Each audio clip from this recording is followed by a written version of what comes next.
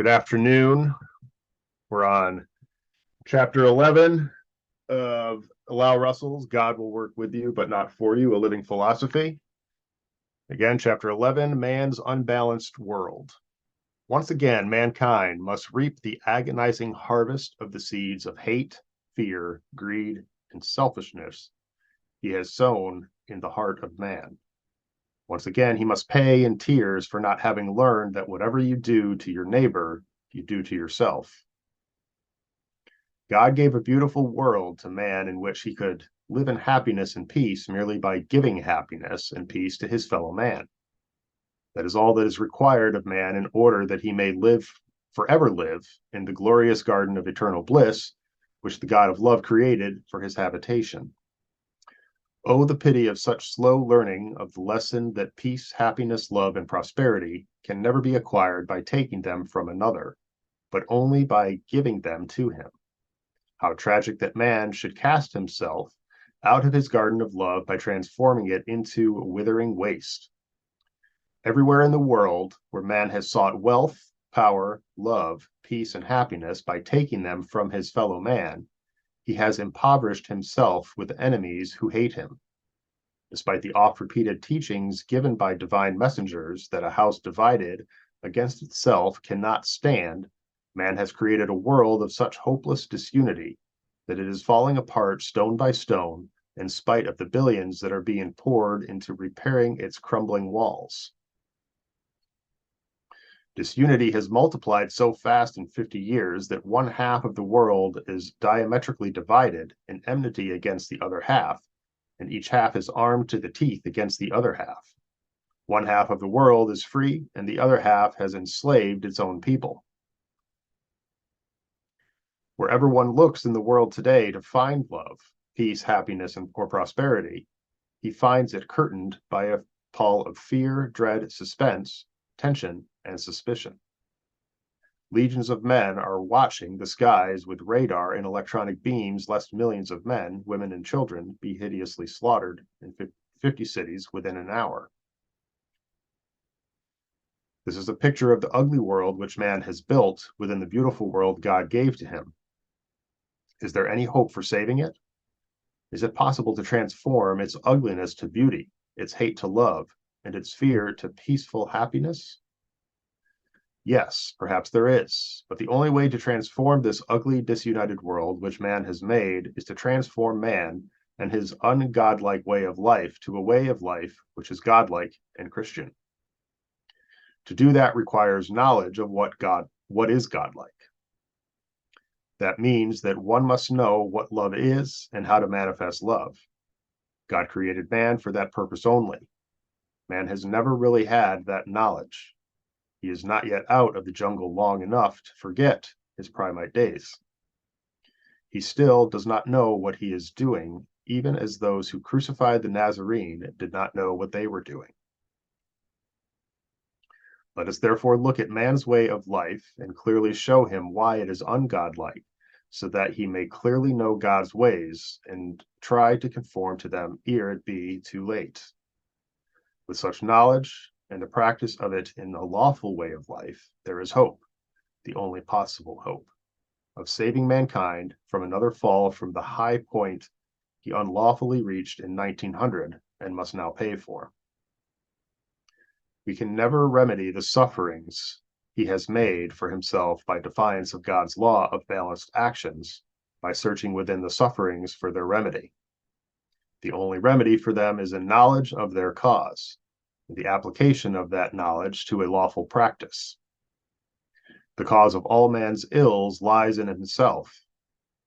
He has still to learn the ways of nature and of man's relation to nature. Nature has always had her doors wide open for man to know its ways and processes.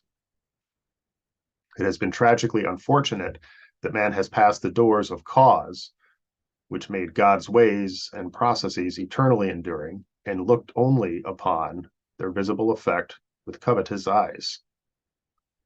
It is necessary, therefore, to look to cause in order to find why man's present fast decaying world cannot possibly hold together as a cohesive civilization unless he reverses his ways. The basic answer to all human troubles lies in the one fact that man's way of life has been a constant violation of the one universal law which demands that all transactions in nature must be balanced and equal in their interchange. Nature demands that every transaction between divided pairs of mates in the electric universe shall be so complete that each will cancel the other without leaving any residue of unbalance whatsoever. Every incomplete transaction in man's dealings with another which does not end in complete harmony and equal happiness for both leaves a residue of unbalance, which is best pictured by the word tension. Every trouble that the world is individually and collectively suffering from today is due to a vast accumulation of tensions, which are as surely shaking man's individual and collective body to pieces as an off-center wheel will fly to pieces from fast motion. No moving thing on earth can withstand this greatest violation of God's law for too long.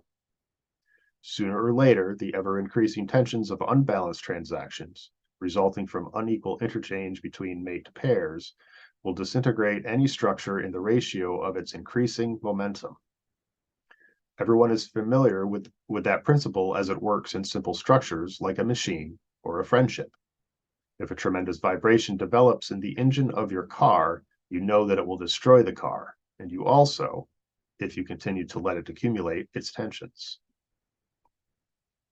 Likewise, your most cherished friendship will destroy itself if a series of uncompleted and unequal transactions accumulate until its tensions are irremediable. All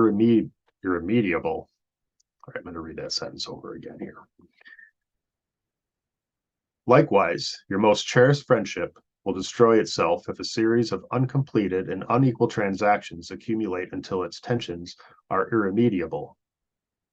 Everyone knows how family lives and homes are broken up that way, and how businesses become bankrupt that way. A mass tension has already accumulated to such dangerous state that, according to official statistics, 1/16 of the entire nation is either in insane asylums or is a mental case.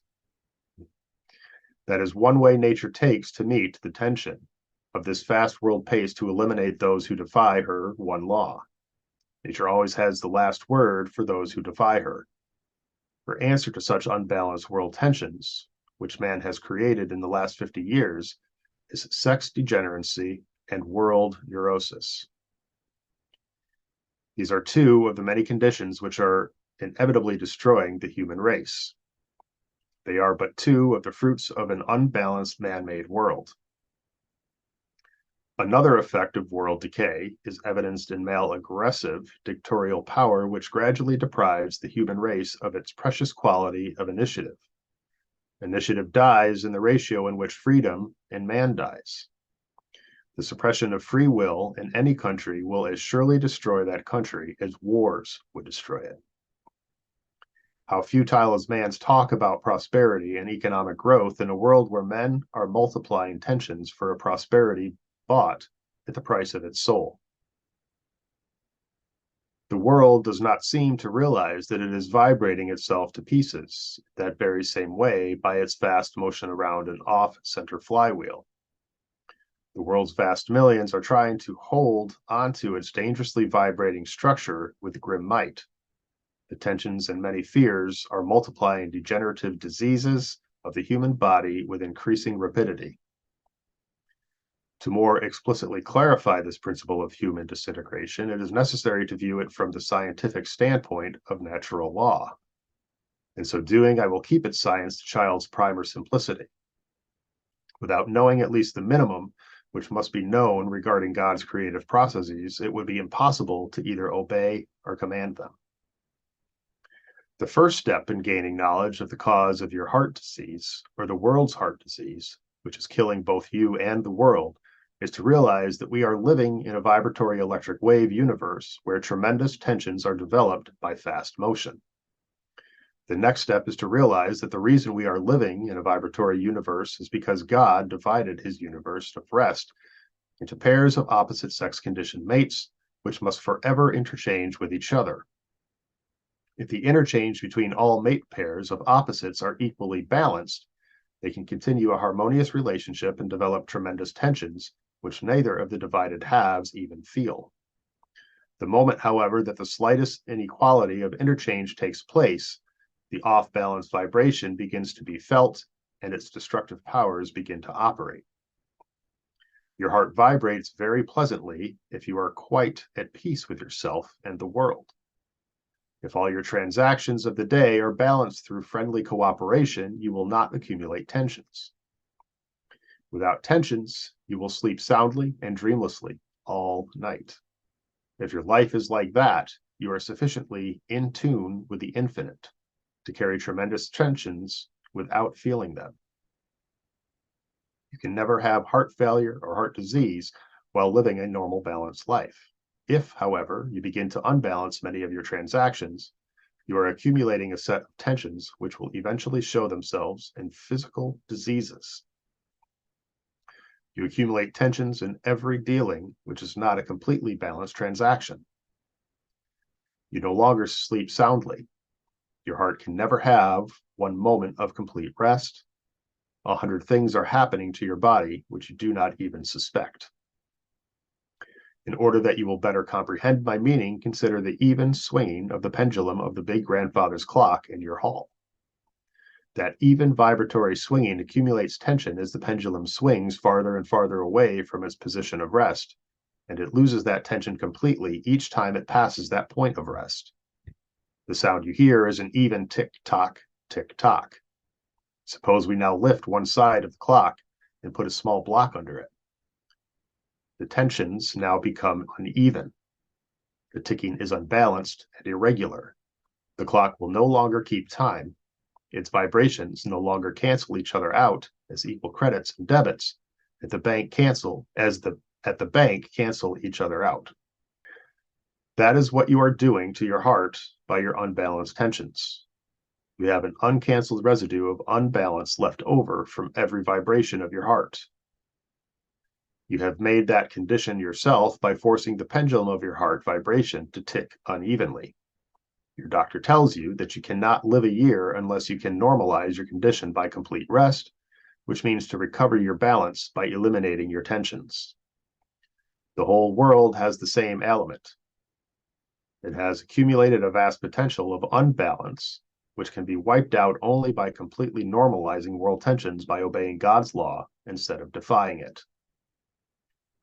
Now comes the question as to how the world can transform its practice of disobedience to obedience.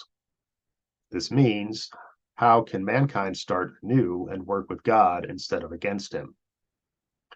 To answer this question, we will consider the unbalanced transactions of man, which have been the most damaging of his self-destroying practices. A study of these will show you how utterly impossible it is to build a peaceful civilization without working knowingly with God every moment of every day of life. The greatest of these defiances of God's law is man's usurpation of power by man to make a man's world for man by suppression of woman. Let us now consider this fact.